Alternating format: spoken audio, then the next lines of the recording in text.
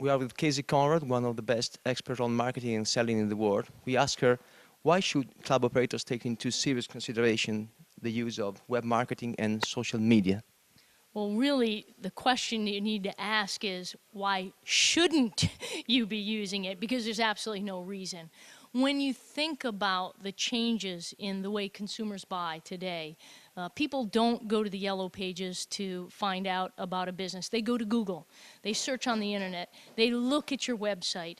They're engaging with other consumers on opinions and feedback. And the reality is that if you don't get into the game of internet marketing and social media marketing, you will be absolutely left behind. Because if you're not engaged, the consumer's going to think there's a reason for that, and it won't be a good reason.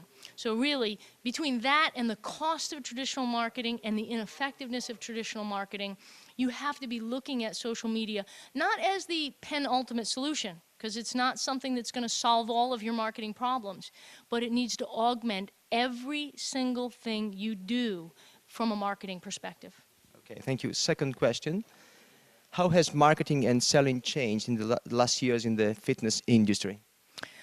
Well, I think you need to look at it in two different ways. First of all, how has the marketplace changed? And that means a super hyper competitive market environment where we might have only had 1 or 2 clubs in your neighborhood before. Now there's 3 or 4 clubs. There's a personal training facilities. There's a Pilates studio. There's a yoga facility. So you've got many, many more people competing for the same consumer base. So that's starting with that. You've got the same number of consumers, but you've got more competitors. So you're dividing up the pie into smaller pieces.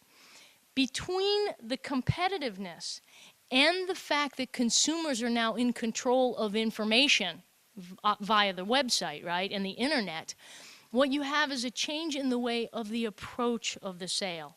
Now it's not push marketing, but it's pull marketing. How do you educate? How do you inform? How do you engage the customer in a conversation about your product and get them to feel comfortable with you, get them to like you, trust you, and then have the opportunity to do business with them.